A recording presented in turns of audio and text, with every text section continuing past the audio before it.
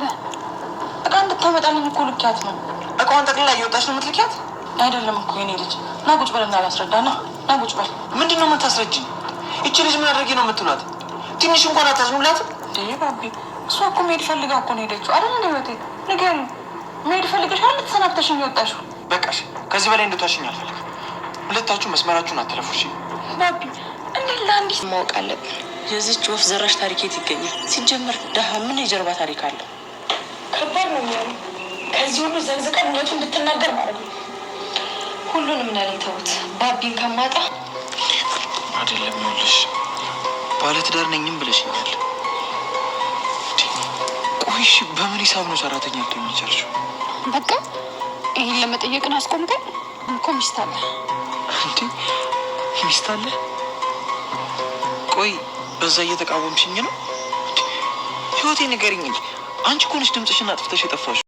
ባቢ እናቱን ምን ለማድረግ እየሞከራችሁ ነው? አንቺና እህቴ ምን እንዲሆንላችሁ ነው የፈለጋችሁት? ከኔ ጀርባ ምን እያደረጋችሁ ነው ብሎ እናቲቱን ሲጠይቃት፣ አረ ምንም ያደረግነው ነገር የለም ህይወትን እኮ እቃ ግዢ ብለን ልከናት ነው ብላ ነበር ያለችው። እሷ ግን ባቢ ሳይመጣ ከዚህ ቤቱን ለቀሽ ውጪ፣ ያለዛም ደግሞ ምን እንደማረገሽ ታውቂያለሽ ብላ ነበር አስፈራርታት የወጣችው። ህይወትም ደግሞ የበፊት ባሏ እያስፈራራትና እየተከታተላ ስለነበረ በድንገት እዚህ ቤት ገብታ የልጅነት ፍቅረኛዋን ባቢን አገኘችው። አሁን ላይ ለሷ ህይወት በጣም ከብዶባታል። የባቢ እናት ህይወቷን ሲኦል እያደረገችባት ነው። እንደውም ዛሬ ጭራሽ በጩቤ ወይንም በቢላዋ አስፈራርታ ከዚህ ቤት ካልወጣሽ በሰላም ሆድሽን ነው የምዘረግፍልሽ፣ ባቢ እዛ ድርጅት ውስጥ ስራ ተቀጠሪ ቢልሽ አልፈልግም ብለሽ በይው ብላታለች። ይሄን ሁሉ ነገር የምታደርገው ባቢና ፍቅር እንዳይገናኙ ነው። ፌበንም የባቢ ፍቅረኛ እጅግ በጣም ጨካኝና አረመኔ ከነሱ የባሰች ሆናለች ማለት ነው። ሰላም ሰላም፣ ውድ የተከበራችሁ የቻናሌ ተከታታዮች እንዴት ናችሁ?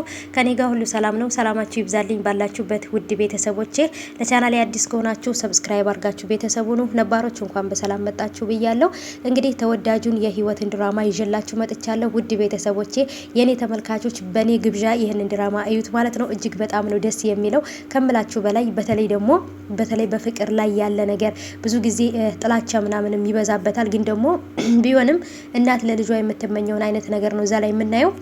እና ወዶቼ ትንሽ ነገሮች በጣም እንትን ብለዋል። ባቢ ወይንም በፊት ላይ በጽናት ድራማ የምናቀው ኪራና በጽናት ድራማ ላይ የምናቃት ቤቲ ማለት ነው። ዛሬ ላይ ቤቲ ፍቅር ብላ ስሟን ሰይማ ኪራ ደግሞ ባቢ ሆኖ መጥቷል ማለት ነው።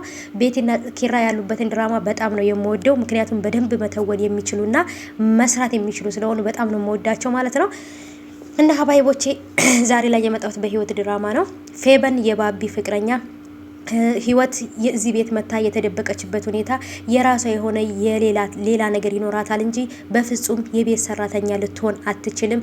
ዲግሪ ያላት ዲፕሎማ ያላት በጣም ጎበዝ ተማሪ እንደሆነች ከዚህ በፊት ባቢ ነግሮኛል። ስለዚህ በጭራሽ የሆነ ነገር ከጀርባዋ አለ፣ የሆነ እሷን ያስጨነቃት ነገር አለ ወይንም የተደበቀችበት ሁኔታ አለ እንጂ በጭራሽ ግን ደግሞ የቤት ሰራተኛ ሆና ልትመጣ አትችልም። ስለዚህ እሷን እዚህ ቤት ለማስወጣት ወይንም ከባቢ ለማለያየት የእሷን የኋላ ታሪክ ወይንም ጉዷን በደንብ አድርገን ማወቅ አለብን ብላ ከባቢ እናት ጋርና ከእህቱ ጋር እየተማከረች ነበር። የባቢም እናት ደግሞ በጭራሽ ልጄ ከዚች ድሃ ሰራተኛ ጋራ በጭራሽ የፍቅር ግንኙነት እንዲጀምርና ትዳር እንዲይዝ አልፈልግ። ለልጄ የተመጠንሽ፣ ለልጄ በደንብ አድርገሽ በልኩ የተሰራሽለት አንቺ ነሽ። ስለዚህ ፌበን ልጄን ከዚህ ነገር አውጭልኝ። በጭራሽ አንቺን ትቶ ይችን የቤት ሰራተኛ ህይወትን ከሷ ጋር አብሮ መኖር የለበትም እያለች በጣም ነበር የምታንቋሽሻት። በነገራችን ላይ ህይወትም ልክ እነሱ እንደሚሏት የበፊት ባሏን ከባቢ ነጥሎ ከባቢ ለይቶ ወስዶ ያገባት አንድ ጨካኝ ባላላት ያም ባሏን ሽሽት ነው እዚህ ቤት የመጣችው። ግን ደግሞ እዚህ ቤት ያንኛውን ባሏን ሸሽታ በመጣችበት አጋጣሚ ግን የምትወደውን የምታፈቅረውን የልጅነት ፍቅረኛዋን ግን ባቢን እዚህ ቤት አገኘችው ማለት ነው። በጭራሽ ግን የቤተሰቦቹ ቤት መስሏት አይደለም የመጣችው። ባሏን ለመሸሽና ባሏን ለመደበቅ ብላ የገባችበት ቤት የፍቅረኛዋ ቤተሰብ ቤት ሆኖ አግኝተዋለች። ግን ደግሞ እነሱ እንዳሉት የምሸሸውና የምፈራው ነገር አለ። ያን ነገር የባቢር ካወቀች እርግጠኛ ነኝ በዚህ ነገር የምትፈልገው ነገር እንድታረግ ወይንም ለሰውየው አሳልፍ ይሰጥሻለሁ ወይንም እኔ የምልሽ ነገር ታረጊያለሽ ብላ ልታስፈራራት፣ ሁሉም ሊያስፈራሯት ይችላሉ።